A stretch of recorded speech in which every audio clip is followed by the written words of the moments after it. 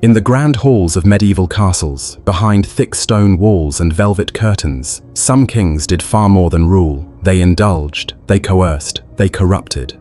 While peasants starved and nobles plotted, certain monarchs treated their courts like personal brothels, twisting power, religion, and law into tools of sexual control.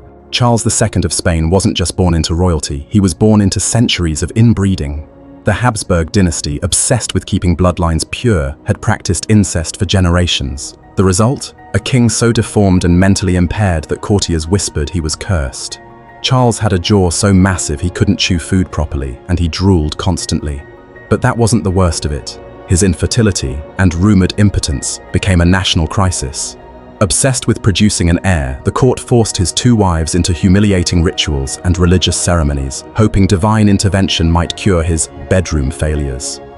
Behind closed doors, Charles's court became a circus of superstition and silent suffering. He was subjected to exorcisms, magical remedies, and even necromantic prayers. Desperate to prove his masculinity, Charles allegedly watched others in bed, servants, nobles, even clergy, while his advisors recorded it all for signs of divine blessing. While Charles himself may not have been wicked, his rule was a dark display of royal perversion, not of pleasure, but of control, obsession, and shame. Edward II wasn't shy about his affections, but his court was scandalized by who received them. From the moment he took the throne, Edward favored young men, lavishing them with titles, wealth, and unprecedented influence. Chief among them was Piers Gaveston, a charismatic knight with a sharp tongue and expensive tastes. While the kingdom suffered political unrest, Edward showered Gaveston with jewels, lands, and titles normally reserved for nobility. Chroniclers described their relationship in thinly veiled terms, suggesting the king's affection was far deeper than friendship. Nobles were outraged. Queen Isabella, Edward's wife, was humiliated, and yet Edward refused to part with his companion.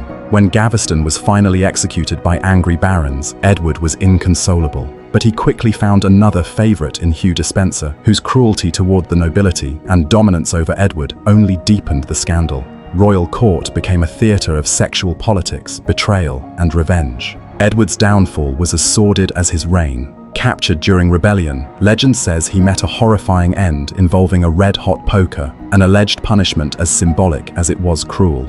Whether myth or truth, Edward II's story is one where love, power, and perversion collided in deadly fashion.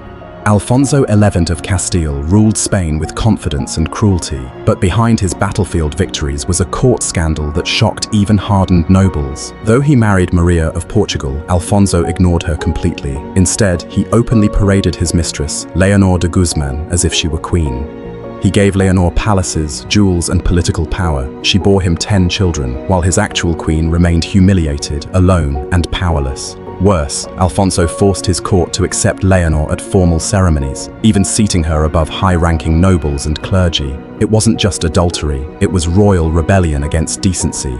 Nobles who objected were silenced or exiled. Those who tried to support Queen Maria found themselves under threat. Leonor's influence grew so great that she governed parts of the kingdom in Alfonso's name. But revenge came after Alfonso's death. Queen Maria had Leonor arrested and imprisoned, then brutally executed. The royal mistress who had risen like a queen died alone in chains. Alfonso XI's reign proved how far a king would go to elevate lust over duty, and how royal desire could rip a kingdom's honor apart. Though not medieval, no list of royal perversion would be complete without Gaius Julius Caesar Augustus Germanicus, better known as Caligula. His reign as Roman emperor became the blueprint for unchecked depravity that inspired centuries of tyrants to follow. Caligula declared himself a living god and demanded worship from the Senate. But his megalomania didn't stop at politics. It infected his bedroom too. He allegedly slept with his sisters, forced nobles' wives into public sex acts, and turned the imperial palace into a debauched theater of humiliation. Some historians claim he hosted orgies where rank and religion meant nothing. Only his whim mattered. He once ordered the execution of a man simply because he dreamed of killing the emperor.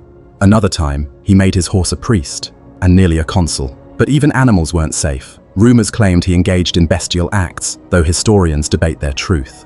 Still, the fact that such tales were believed says everything. Caligula was assassinated by his own guards after less than 4 years in power. His madness, arrogance, and lust poisoned Rome's heart. Though long before the medieval age, his legend lingered. To many later kings, Caligula wasn't a warning, he was an inspiration. Christian VII of Denmark ascended the throne young and quickly spiraled into madness. While officially king, he cared little for governance. Instead, he dedicated his time to compulsive masturbation, sexual experiments, and crude pranks that horrified the royal court. Suffering from severe mental illness, Christian became obsessed with self-gratification. He would vanish from court meetings to pleasure himself and boasted about it in public. His tutors tried to discipline him, but the young king delighted in shocking everyone, from noblewomen to foreign ambassadors. His marriage to Caroline Matilda, the sister of King George III of Britain, became a tragic sideshow. Christian ignored her and publicly humiliated her. Lonely and trapped, she turned to the king's physician, Johan Struensee, for comfort, sparking one of the most infamous royal affairs in Danish history. While Christian remained distracted by perverse indulgence, Struensee effectively ruled the country and began reforming it. But when their affair was exposed, Struensee was executed and Caroline banished, while Christian slipped deeper into madness. Christian VII was a king whose reign was defined not by wars or laws, but by mental decline, sexual obsession, and courtly disgrace. Wenceslaus IV, King of Bohemia and Holy Roman Emperor, didn't rule with a scepter, he ruled with a wine goblet and an iron fist. More interested in drink and debauchery than governance, Wenceslaus turned his royal court into a non-stop orgy of excess. Known for disappearing from council meetings and state affairs, he preferred the company of tavern girls, huntsmen, and jester-like companions. He often held drunken parties that spilled into the streets, with reports of forced public nudity, sexual games, and brutal punishments meted out for amusement. One notorious event involved nobles being tied to horses and dragged through mud because Wenceslaus found it funny. Even his closest allies were not safe. Clerics accused him of abducting and sexually humiliating monks who criticized his behavior. The king's lust for humiliation was as strong as his thirst for wine. His reign was marked by chaos. Civil unrest, uprisings, and foreign invasions flourished while Wenceslaus slurred orders from his pleasure palaces. Eventually, even the empire had enough. He was deposed and imprisoned by his own nobles.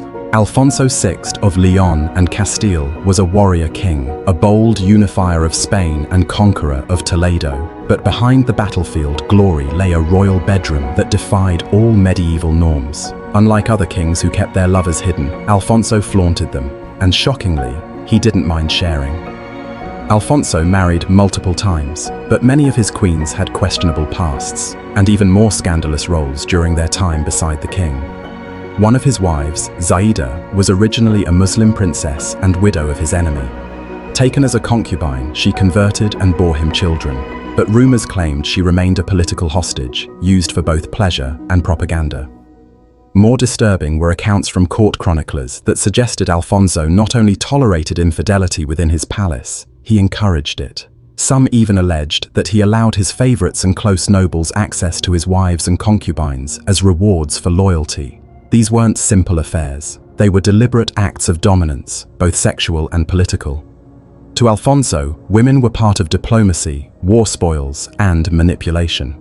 His rule wasn't just about expanding territory. It was about controlling everybody within it. His court blurred the line between marriage, harem, and humiliation. Henry VIII of England wasn't just known for his 6 wives, he was known for how he used and discarded them. His obsession with producing a male heir became a dangerous fixation, and sex was never far from the throne. When Catherine of Aragon failed to give him a son, he broke with the Catholic Church just to divorce her, plunging England into religious chaos. Then came Anne Boleyn, a fiery woman who bewitched the king, but once her charm faded and suspicions of infidelity swirled, he had her beheaded. Her crimes may have been fabricated, but Henry didn't care. He wanted a new bedmate. He married Jane Seymour, who died shortly after childbirth. Then Anne of Cleves, whom he rejected as too ugly. Next, Catherine Howard, a teen bride who Henry adored until rumors of her past lovers reached him. She too was executed for adultery. Finally, Catherine Parr, who managed to survive. Henry's court became a carousel of lust and blood. Women weren't wives, they were pawns, playthings, or threats. His desire to control women's bodies shaped the very laws and religion of England.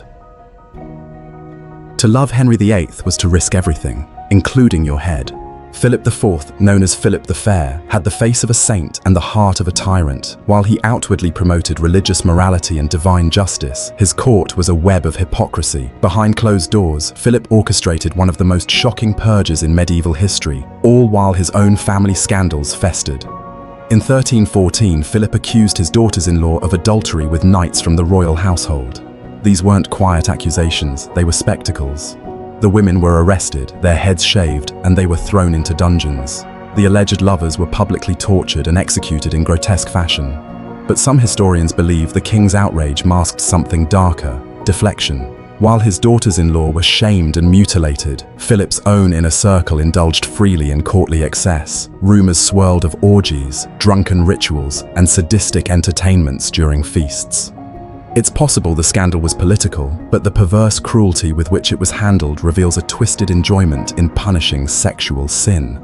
Philip's hypocrisy shows the perversion wasn't just about lust, it was about power, humiliation, and control. Sigismund III, Vasa, King of Poland and Sweden, wore his Catholic faith like armor, rigid, holy, and unyielding. He championed religious conformity, persecuted Protestants, and surrounded himself with Jesuit advisors. But beneath this cloak of piety lurked rumors of obsession, secret indulgence, and an unsettling double life. At court, Sigismund enforced strict morality. Dances were regulated, women were monitored, and even flirtation was frowned upon. But those closest to him whispered of a darker side. He reportedly developed an unhealthy fixation on confession, especially from young women. Confessors were instructed to probe deeply into their sins, particularly sexual ones, and to report the most lurid details to the king. Some said Sigismund derived pleasure not from the acts themselves, but from hearing them confessed and punishing the confessors. He grew obsessed with purity, yet surrounded himself with stories of corruption, using religion as a veil for voyeurism and control. Worse still, his own court priest was later accused of seducing nuns under Sigismund's protection. Whether the king knew or participated remains debated. Sigismund's reign stands as a warning. When religious zeal mixes with sexual repression, the result can be far more perverse than open sin. Henry III of France, last of the Valois kings, ruled a court that shocked Europe, not just with its decadence, but with its overt sensuality. Draped in silk, pearls, and perfumes, Henry blurred gender boundaries and surrounded himself with exquisitely dressed young men, known as mignons, a French word meaning darlings. These favorites weren't just political companions, they were living ornaments of Henry's court, chosen for their beauty and flamboyance. They wore makeup, ruffles, and carried jeweled swords. The king kissed them in public, danced with them in private, and lavished them with titles and estates. Courtiers whispered that the court resembled a masquerade brothel more than a seat of royal power.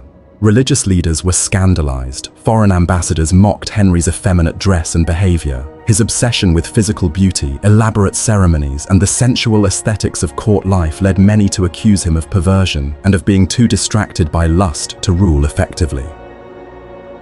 Henry denied the rumors, claiming piety and devotion, but the opulence, the boys, and the perfume-drenched chambers told another story. His reign fell into chaos, and was ultimately ended by a Catholic fanatic who believed Henry's sins had cursed the throne itself. Charles II returned to the English throne in 1660 with flair, wit, and an appetite for pleasure unmatched by any king before him. After years of Puritan rule under Cromwell, Charles brought back music, theatre, and a royal court dripping with sensual excess. His reign wasn't just a restoration of monarchy, it was a restoration of debauchery.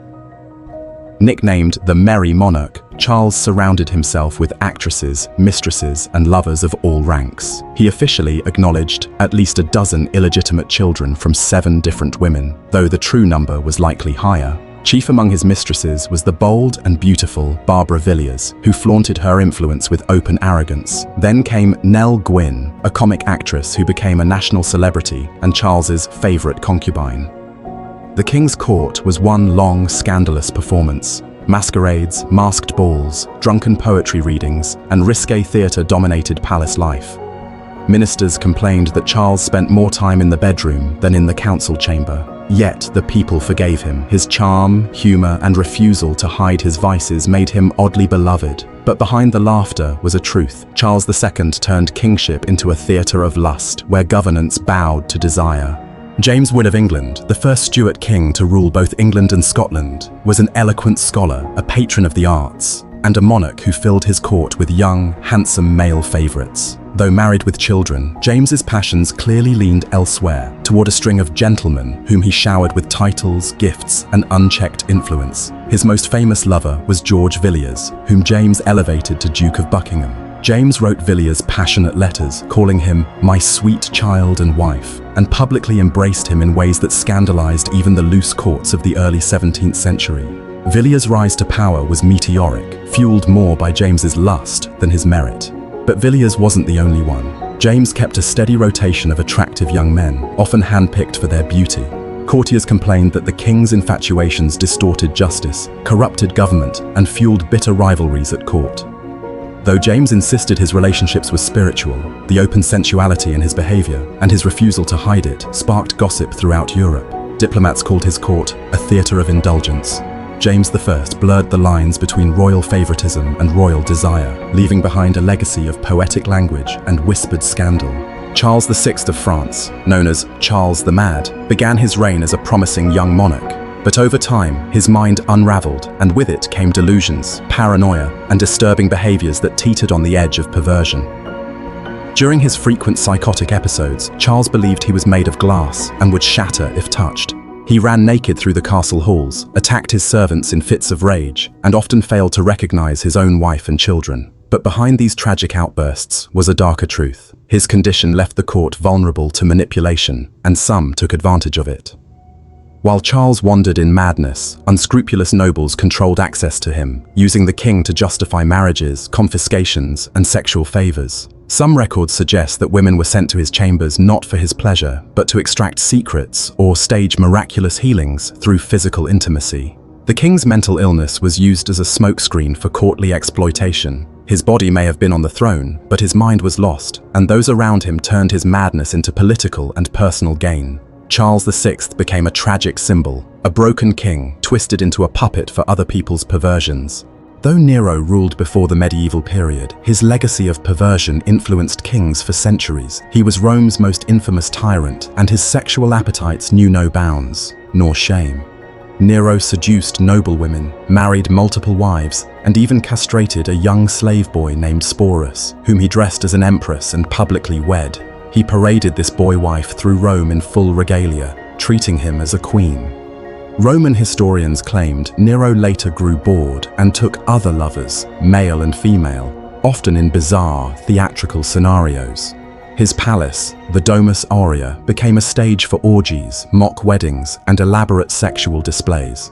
Nero was said to disguise himself in animal skins and attack bound prisoners in erotic games. Rumors of incest with his mother, Agrippina, swirled across the empire, especially after he had her murdered.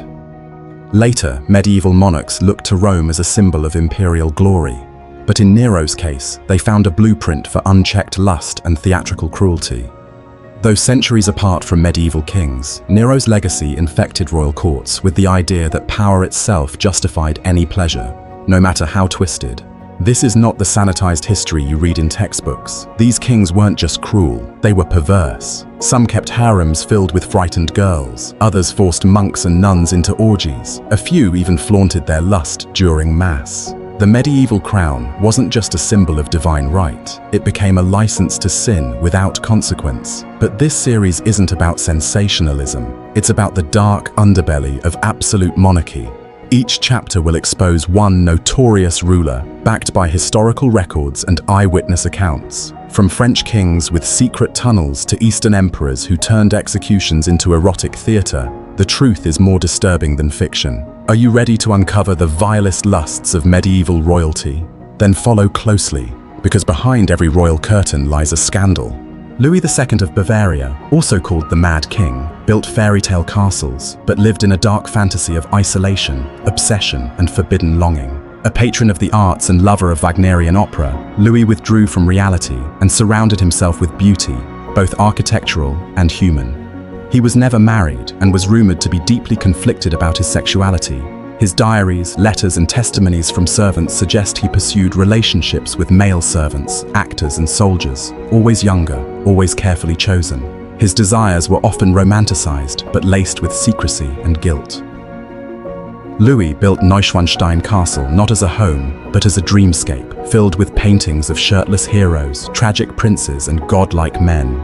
His private chambers were adorned with erotic art, and some accounts claim he commissioned secret performances of Wagner's operas featuring all-male casts, staged to indulge his fantasies. As his spending spiraled and mental instability grew, ministers declared him insane. Days later, Louis was found dead in a lake alongside his psychiatrist under mysterious circumstances.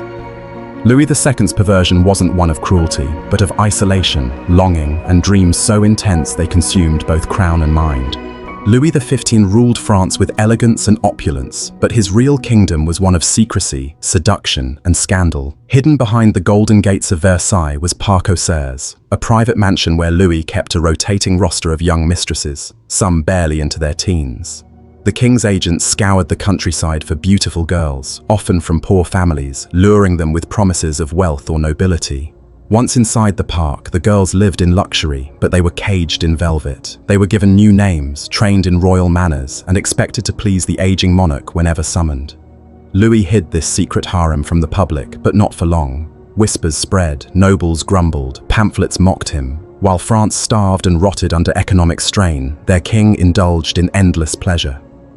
Even Madame de Pompadour, his most famous mistress, eventually became more of an administrator, choosing girls for him and managing his secret estate. Louis XV's obsessive perversion turned Versailles into a palace of whispers. He died hated and diseased, leaving behind a court drowning in decadence and a people ready to rise. John II of France, known as John the Good, had a curious definition of goodness. While the 100 Years' War ravaged France and the English army closed in, John's priorities were clear. His mistresses, his indulgences, and his pleasures came before everything else. Captured by the English at the Battle of Poitiers in 1356, John was held for ransom. But instead of treating this as a crisis for France, he treated it like a royal vacation. Lavish banquets, jousts, and his favorite mistresses were brought directly to his English prison. The French people, meanwhile, bled under the crushing taxes imposed to fund their king's luxurious captivity. Even worse, when John was released under conditions that included holding his son as a hostage, the boy escaped. In an absurd act of chivalric pride or madness, John voluntarily returned to English captivity, but many suspected he simply missed the decadence, the freedom from responsibility, and the constant pleasure. John II's reign revealed a man obsessed not with ruling, but with feasting, flesh, and fantasy. His neglect and lust cost France dearly, both in coin and in dignity. Philip V of Spain, the first Bourbon king to sit on the Spanish throne, ruled a fractured empire, but his mind was far more shattered. Beneath the royal robes was a man drowning in depression, religious mania, and sexual obsession, especially with his dead wife. After the death of his beloved Maria Louisa of Savoy, Philip spiraled into madness. He refused to leave his chambers, wandered the palace in nightclothes, and spoke to shadows. But most disturbing were the rumors that he ordered her body to remain unburied for days, insisting it be kept close. Some said he even slept beside her. His mental state worsened. He would lay in bed for weeks, refusing to bathe or speak, until touched by certain women. Court officials began selecting ladies not for political skill, but for their ability to arouse the king from his catatonic trances. Later, he married Elizabeth Farnese, a domineering woman who controlled him completely. She used his dependence, sexual and emotional, to run the empire from behind the scenes. Philip's reign showed how grief, lust, and power can blur until reality bends. He wasn't just a broken man, he was a king lost in a waking dream, haunted by flesh long gone cold. Peter III of Russia was more fascinated by dolls, toy soldiers, and German uniforms than by ruling the largest empire on earth, or satisfying his powerful wife, Catherine. His bizarre fetishes and childish behavior turned the Russian court into a theater of ridicule and humiliation.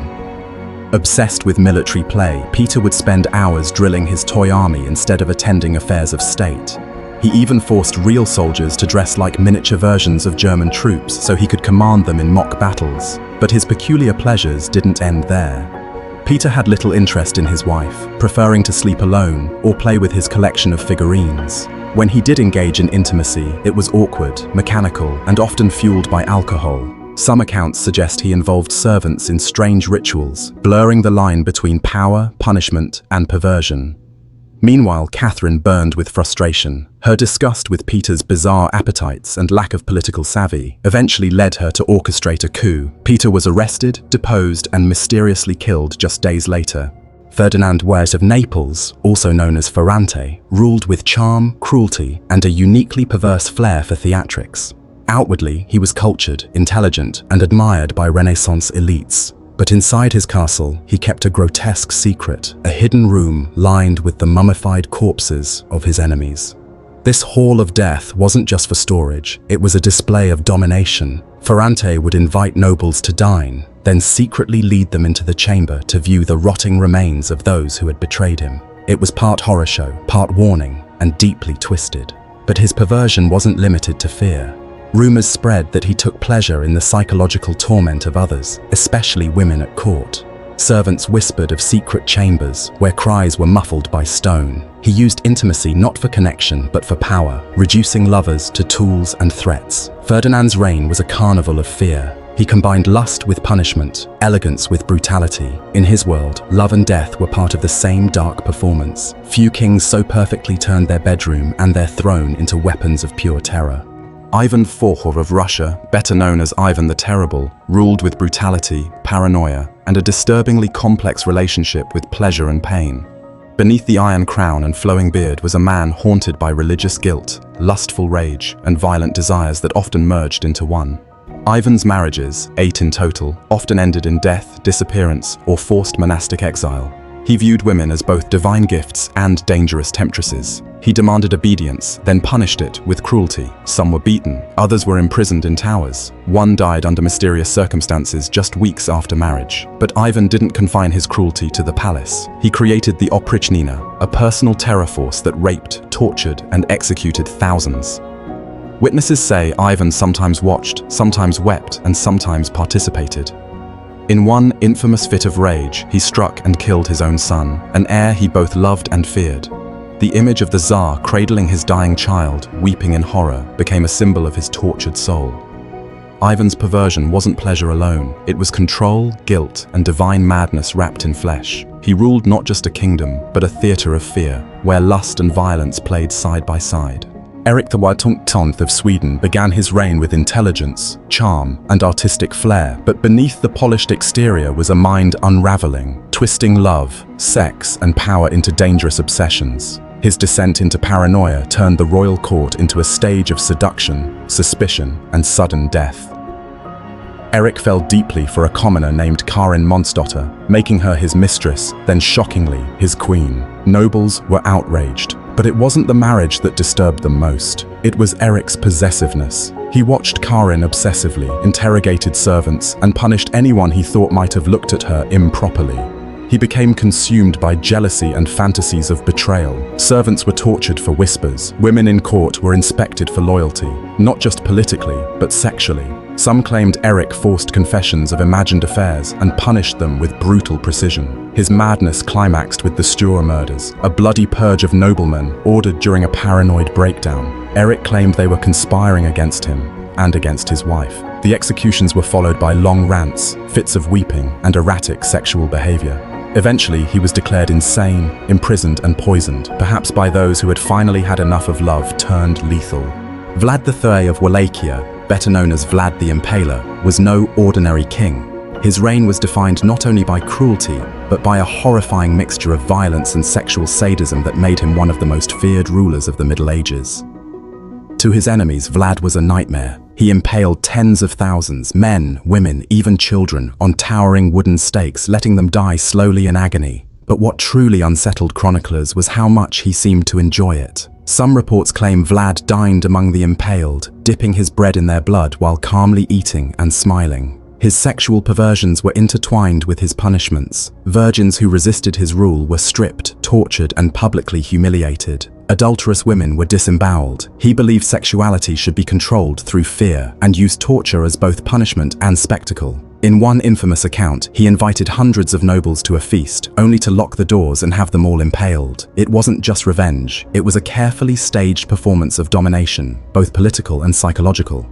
Vlad's brutality inspired the legend of Dracula, but the real man may have been even more terrifying. His perversion wasn't lust, it was the erotic thrill of power over life and death.